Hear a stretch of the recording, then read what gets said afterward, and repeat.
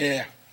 Um, Really, the next, the last hard piece of work was done today. We had a very, very good practice, kind of partial game plan and pieces that need some fixing. And guys have spirits. They're high. I think we're ready to play this game. So, questions? What was the team's reaction when they learned it would be a home game this weekend? Well, obviously, it's an advantage to be for their friends and families to watch them in Tiger Stadium. That's very evident.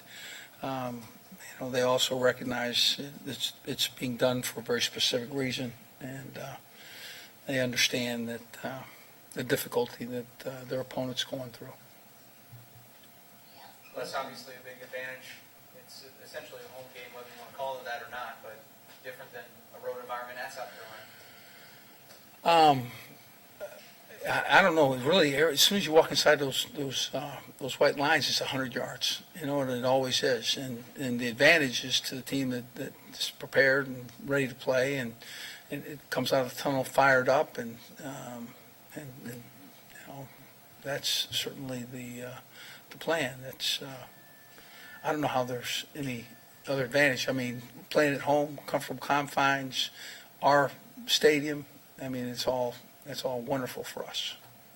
How about just the process of learning what happened yourself? And did you say out of Joe's way, or did you say whatever you guys decide? How did that process work for you? Yeah, well, I was filled in every step of the way, but everything was going exactly how it appeared that it should go for South Carolina, and so I just there's a time to be involved and opinionated, and there's a time where you let the circumstance benefit those who are not benefited by the circumstance. So.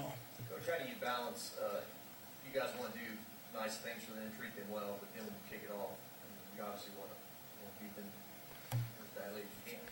Well, I think I think there's balance there. I think this is a competitive league, and they're a very talented team, and we're a team that's going to want to play and be competitive. I don't really think that there'll be any issues once the ball's kicked off.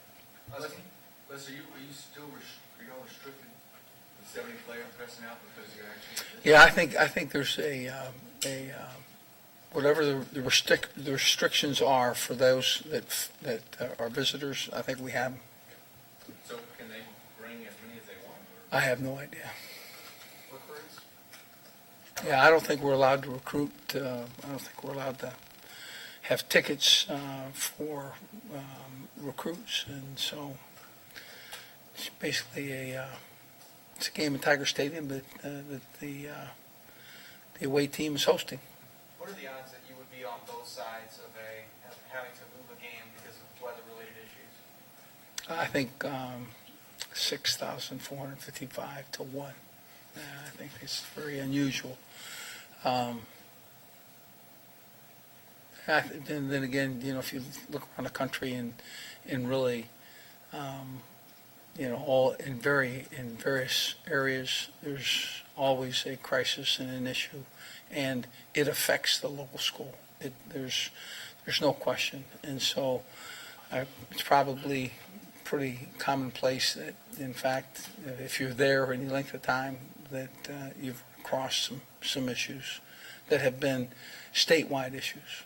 On your speaking circuit this summer, you talked to the coaches about this very thing, Katrina, post-Katrina, and having to move the game on the road, what it takes to overcome that kind of adversity.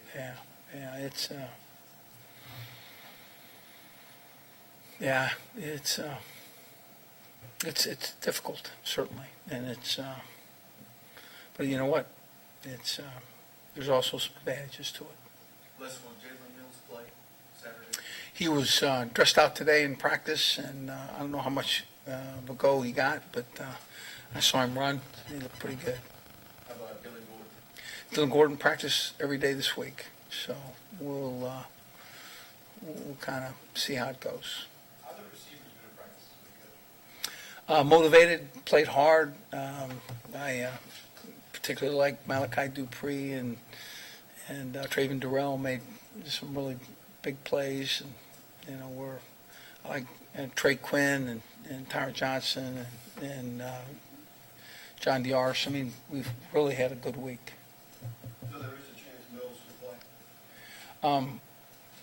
Yeah, I don't know exactly, how much or where, but there's probably a chance. Coach, there's been some low estimates as far as attendance for the game. Do you think, even on short notice, your fans, might pack that place on? Yeah, I would say to them to put away their fishing rod for this weekend and that weekend that you were going to take your wife someplace because there wasn't a home game, that you postpone those plans and you pull the RV up and you start cooking and you come back to your comfortable confines of Tiger Stadium and start making a lot of noise. So. Joe said that he and the SEC fought hard for the 2:30 start as opposed to 11 a.m. Were you kind of on board with that, or? Well, I think that was good for the opponent that travels. I just think I think the advantage there is to give them a little bit more time to prepare. How do you feel about the kickoff being a few hours later than previously? I want you to know something. We were so locked in for the other piece. We were ready to roll, and obviously anything later than that, it'll be easy to prepare for that. What conversation did you have with Steve Spurrier about all this? I had a nice talk with Coach, and he's obviously it's unusual. He also said that I might suggest that the fans not make any noise. He said he might have to tell the media that I suggested that, and I said I was fine with that he might suggest that, and then I didn't say anything, and but I was going to do what I was going to do anyway. So, he's handling it very well. He'll do fine. South Carolina's got a young quarterback. Spurrier's working on trying to get him going. What have you seen him as far as his development and what he brings? I think he can throw it. I think he's a mobile guy. I think he leads the team in rushing. He's pretty talented. And Coach Spurrier has a way with training quarterbacks and getting the most out of them. So we would expect their best plays and their best execution. Can you talk about the ancillary nature of a football team by design and how maybe this might not affect their team, like it would a general public person who's, living and dealing with some of those situations? Well, general public certainly is all kind of has to deal with those things that have a mass effect. Okay, water, all of the issues of travel and where you can be, where you can't be. Some areas are completely, untouched and in great shape, and some areas are, having great difficulty. And those people that are involved in a team, to me, have the express purpose of rejoining that group, and I think there's a strength to that. I think that's an advantage. So I don't know if I answered your question, but that's as good as I got. Wes, do you like your run pass balance right now? I think it's about 75-25 run. We'd like to throw a little bit more. We'd like to have a little bit more balance. There's specific reasons for that, and I kind of feel, that we're, handing the ball to the right guys and, making sure that they get their number of touches, and it's I think it's imperfect, but it's representative of the games that we've had and the situations we've been in. Coach, can you speak to the job of Brian Halliburton, Brian Broussard, Eddie, all these guys on a Wednesday having to get this place ready 2 days I already know that there'll be personnel issues because all those people that, that I just mentioned about a fishing trip and, those people can be working at Tiger Stadium. And, there'll be some areas where, food will not be, provided. And I would guess that there'd be some lack of service unless, those guys can, restructure their weekend and come running in and, take care of us. But those guys just went into overdrive because, they have to help with hotels for the opponent and help for all the many different loose ends that are tied up with, putting a game together. I just can't imagine who's printing the tickets. You know what I'm saying? I'm just saying, as something pretty simple. Does LSU have 100,000 tickets or does South Carolina have 50,000? I mean, just think about something as simple as that. If it's your game, you understand who's responsible for selling the tickets. Now it's not. Wonder what that ticket will look like.